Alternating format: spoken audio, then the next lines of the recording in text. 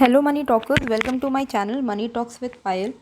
इस वीडियो में हम कवर करेंगे टाटा पावर को। काफ़ी सारे मुझे कमेंट्स आए थे कि मैम टाटा पावर को आप कवर कीजिए, पर अगर आप मेरे सारे वीडियोस को देखते होगे तो मैंने कई बार किसी किसी पोर्टफोलियो रिव्यू में ऐसा कहा था कि टाटा पावर आपको लेना चाहिए। और ये मैं बहुत पहले से कह रही हूँ, जब से मैंने चैनल शुरू किया है।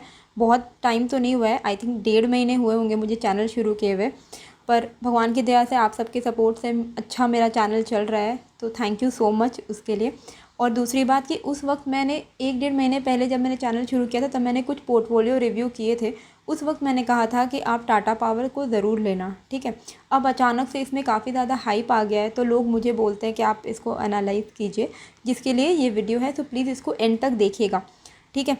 देखो, अगर 1 वीक में देखा जाए तो 1 वीक में इसने अराउंड 16% का स्टेलर रिटर्न्स दिया है, जो कि बहुत बड़ी बात है, ठीक है। क्योंकि पावर सेक्टर का क्या होता है ना, काफ़ी थोड़ा सा स्टेबल रहती है, बहुत जल्दी जल्दी इसमें गेंस मिलते नहीं हैं। अभी रिसेंटली तो काफ़ी ज़्यादा स्टेबल हो चुकी थी, पर 1 वीक में अगर देखा जाए तो 16% का बहुत अच्छा रिटर्न दिया है। तो जिस वजह से लोग इसमें अभी भी एंट्री ले रहे थे। अब लेकिन आज के दिन आप देखो तो जहाँ ये कल 182 पे ओपन हुई थी, क्लोज हुई थी, प्रीवियस क्लोज हुई थी 179 पे, और वहाँ पे आज ये ओपन हुई 182 पे। और आज इसमें अराउंड 10 रुपीज़ का हमें रिट्रेसमेंट देखने को मिला, ठीक है। लोगों में थोड़ा बहुत डर आ गया होगा कि अब क्या ये बुल रन ख़त्म हो रहा है, क्या अब इसमें करेक्शन आने वाला है। भाई देखो, आपको मैं एक चीज़ दिखाती हूँ। अगर आप मेरे वीडियो को फॉलो करते हो, मैंने कितनी बार कहा है कि जब RSI ऊपर की तरफ होती है तो कभी भी पुल बैक आ सकता है। और जब ये कल के दिन इसकी RSI ना 82 थी, ठीक है, मैंने देखा था, और आज इसकी RSI 79 आई है। अब 82 के लेवल RSI में अगर आप कुछ ख़रीदोगे तो आपको प्रिपेयर्ड रहना होगा कि ये 82 से चांसेस है कि हाँ ये 84 जाए या 90 के अबव चली जाए, लेकिन ज़्यादा चांसेस है कि यहाँ से ये थोड़ा पुल बैक दिखाएगी। तो आज वही हुआ, ज़्यादा घबराने वाली कुछ बात नहीं है। आज थोड़ा बहुत इसमें पुल बैक देखने को मिला है, 79 के पास इसकी RSI आ गई है। हो सकता है कि थोड़ी सी और नीचे जाए, इसमें कोई बड़ी बात नहीं है, ठीक है। डरने का तो कुछ है नहीं यार। अब देखो, अगर यहाँ पे देखो एकदम स्ट्रेट लाइन पे इसने एक अच्छा खासा मूवमेंट दिखाया है, ठीक है। अब आज थोड़ा सा एक रेड कैंडल आ गया, तो इसमें डरने की कोई बात नहीं है। मैं वीडियो में आपको सारे लेवल्स बता दूंगी कि आपको किस लेवल पे ख़रीदना है, किस लेवल पे एग्ज़िट होना है, कितना टाइम के लिए होल्ड करना है, मैं सब बता दूंगी। Don't worry. और ये इतना मैं आपको अभी बता देती हूँ कि छोटे मोटे चीज़ों से डरना नहीं है, ठीक है। अभी देखो, सबसे बड़ी एक बात जो कल एक न्यूज़ आई थी कि टाटा पावर के साथ TVS मोटर ने कॉन्ट्रैक्ट साइन किया है, ठीक है। ये टाटा पावर के लिए बहुत अच्छी खबर है, क्योंकि उनको एक अच्छा खासा अमाउंट इससे भी गेन होगा। और ये क्यों कॉन्ट्रैक्ट साइन किया, क्योंकि TVS मोटर की आई थिंक क्या नाम है, iQube नाम है उसका, जो इलेक्ट्रिक स्कूटर है उस स्कूटर को ये चार्ज प्रोवाइड करेगी, ठीक है। ये इलेक्ट्रिक 2 व्हीलर चार्जिंग इंफ्रास्ट्रक्चर बनाएगी टाटा पावर, जो TVS मोटर लोकेशंस में वो सेटअप किए जाएंगे। जिससे क्या होगा कि TVS मोटर के जो 2 व्हीलर इलेक्ट्रिक स्कूटर है, आई थिंक iQube ही नाम है, correct me if I am wrong, उसको वो हेल्प करेगी, उसको वो चार्ज प्रोवाइड करेगी और उसके लोकेशंस में चार्जिंग इंफ्रास्ट्रक्चर डालेगी। तो इससे क्या होगा कि टाटा मोटर को, टाटा पावर को अच्छा खासा बेनिफिट होगा। वैसे भी आप जानते होंगे कि टाटा पावर ऑलरेडी इन सब सोलर पावर टेक्नोलॉजीज़ हो गया या इलेक्ट्रिक व्हीकल को पावर सप्लाई करना, इसकी तरफ वो अच्छा खासा काम कर रही है। तो फ्यूचरिस्टिक ग्रोथ तो भाई बहुत ज़्यादा सॉलिड है, ठीक है। ये एक अच्छा पॉजिटिव न्यूज़ है कि TVS मोटर क्या इसको कॉन्ट्रैक्ट मिला है। अब दूसरी एक चीज़ देखो, टाटा पावर की, वैसे भी टाटा पावर ने अनाउंस किया कि वो 5 इयर्स में 10,000 चार्जिंग स्टेशंस को इंस्टॉल करने वाली है, ठीक है। अब आप सोचो, टाटा पावर जैसी कंपनी वो 10,000 चार्जिंग स्टेशन, मतलब वो ही अभी ये चीज़ को इनिशिएट कर रही है। क्योंकि अभी देखा जाए तो पूरे इंडिया में जितने पावर स्टेशंस हैं ना, उसका अभी ऑलमोस्ट सिर्फ और सिर्फ 0.2% कैपेसिटी पे ही उसमें काम हो रहा है, क्योंकि ज़्यादा इलेक्ट्रिक व्हीकल्स हैं नहीं। चार्जिंग स्टेशंस ऑलरेडी हैं, लेकिन इलेक्ट्रिक व्हीकल्स अभी ज़्यादा है नहीं, लोग अभी ज़्यादा ख़रीद नहीं रहे हैं और ज़्यादा कुछ लॉन्च हो नहीं रहा है। पर टाटा का खुद का ही, टाटा मोटर खुद का ही काफ़ी सारा इलेक्ट्रिक व्हीकल्स लॉन्च कर चुका है। फ्यूचर में अगर देखा जाए तो धीरे धीरे करके अभी जो हम लोग गाड़ी चलाते हैं ये सब ऑब्सोलीट हो जाएंगे। आगे जाके इलेक्ट्रिक व्हीकल ही सिर्फ रह जाएगा। और इलेक्ट्रिक व्हीकल को जिस तरीके से अभी लोग पेट्रोल पंप में जाते हैं तो आगे जाके इलेक्ट्रिक व्हीकल के लिए हमें चार्जिंग स्टेशंस में जाना पड़ेगा। और चार्जिंग स्टेशन अगर टाटा पावर चार्जिंग स्टेशन बनाएगी 10,000, तो आप सोचो कितना ज़्यादा बेनिफिट होगा कंपनी को। ठीक है, अब थर्ड गुड न्यूज़ मैं आपको बताऊं, वो आज ही आया है 3:16 में, कि टाटा पावर को और एक कॉन्ट्रैक्ट मिला है ब्लू वेव एआई से। तो blue wave AI and Tata power ने हाथ मिलाए हैं एआई ऑटोमेशन के लिए। एआई क्या होता है? Artificial intelligence. Okay, artificial intelligence automation के लिए ब्लू वेव और टाटा पावर ने एक साथ उन्होंने मर्ज किया है। इससे क्या होगा कि Tata power through artificial intelligence Mumbai में पावर डिस्ट्रीब्यूशन करेगी डे टू डे लाइफ में। ठीक है, और देखा जाए तो आर्टिफिशियल इंटेलिजेंस भी फ्यूचर है। तो टाटा पावर का आप सोचो, टाटा पावर ईवी की तरफ काम कर रही है, इलेक्ट्रॉनिक व्हीकल, मतलब ये बेसिकली ये हर चीज़ में काम कर रही है जो चीज़ फ्यूचर है, फ्यूचर से रिलेटेड है। ठीक है, तो हाल फिलहाल में आपको अभी ग्रोथ अभी ज़्यादा अच्छा खासा मूवमेंट दिख रहा है, पर थोड़ी बहुत अगर करेक्शन आएगी तो डरना मत, क्योंकि देखो ये फ्यूचरिस्टिक कंपनी है। मैं आपको ये टाइम एंड अगेन बोलती रहूँगी, अब शायद वीडियो में मैं और 5 बार ये लाइन बोल दूँ, मुझे नहीं पता, पर मैं आपको बार बार ये चीज़ बोलना चाहती हूँ कि ये फ्यूचरिस्टिक कंपनी है।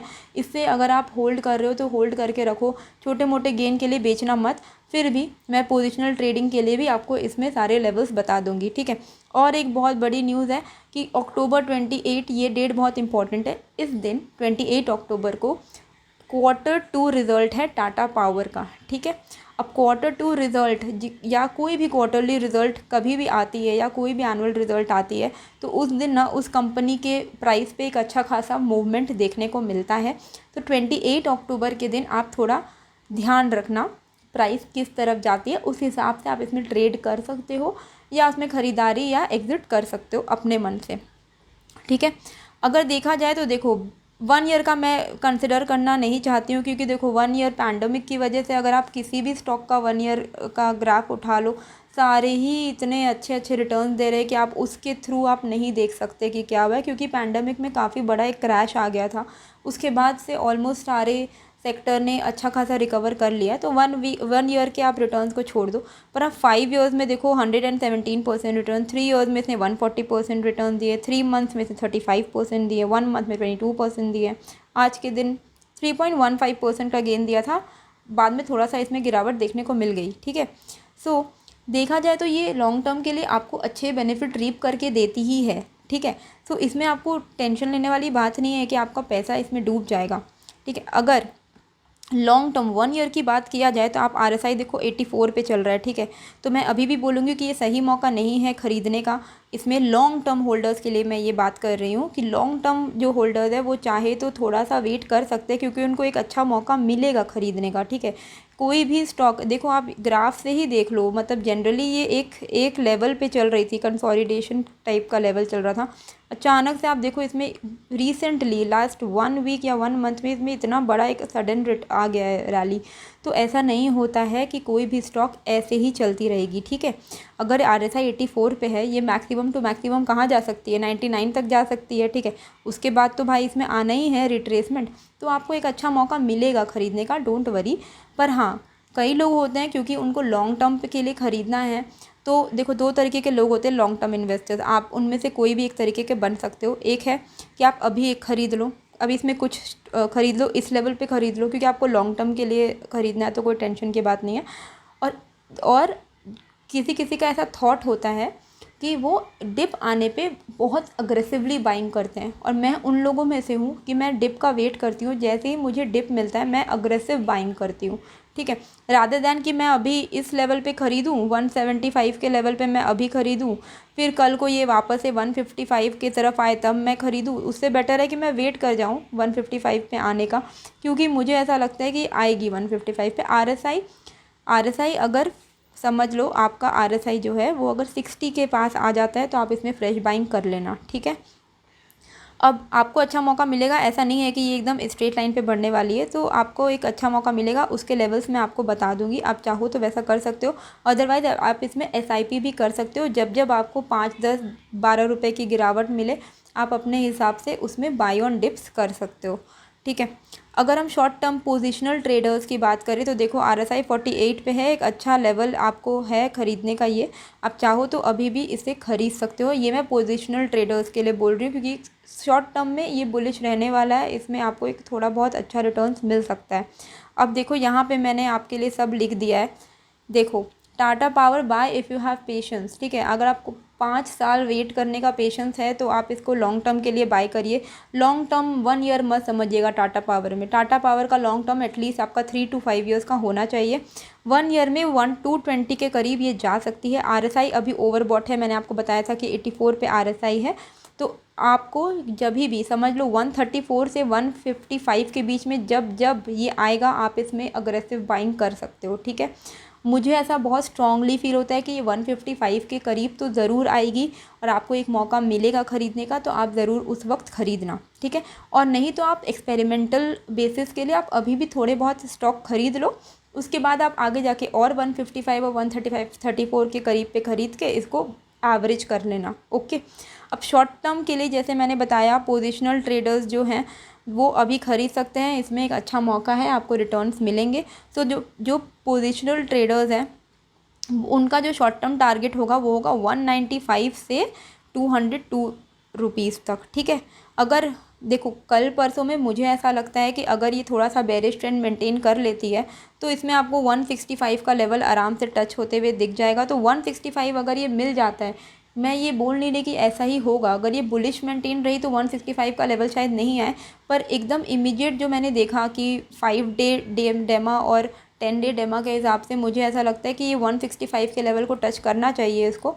तो अगर आपको 165 का लेवल अगर मिलता है ना तो प्लीज़ इसको आप ख़रीद लीजिएगा। शॉर्ट टर्म के लिए मैं बोल रही हूँ, शॉर्ट टर्म में आपको 195 से 202 का टारगेट ये टच कर सकता है, तो आपको थोड़ा बहुत बेनिफिट इसमें हो सकता है। अब ट्रेडिंग जो लोग ट्रेड करना चाहते हैं उनको मैं बता दूं कि अगर ये 177 के ऊपर खुल जाती है तो जो इमीडिएट टारगेट तो 179 का है और उसके बाद इसका जो टारगेट आप सेट कर सकते हो 186 से 190 के करीब ये जा सकती है। इस बीच में आप अपना टारगेट सेट कर सकते हो। स्टॉप लॉस आपको रखना है 171 का, ठीक है। तो इस हिसाब से आप इसको ध्यान में रखते हुए long term positional trading and trading intraday के लिए आप मेरे जो मैंने आपको लेवल्स बताए हैं आप उसको यूज़ कर सकते हो, ठीक है।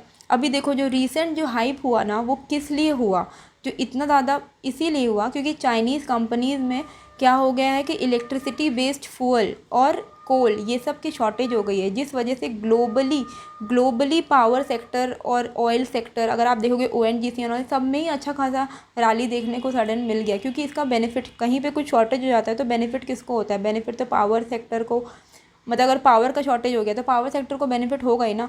तो पावर सेक्टर को इसलिए इतना बेनिफिट हो रहा है, तो इसी की वजह से इसमें एक अच्छा खासा अभी सर्ज इन प्राइस हमें देखने को मिला, ठीक है।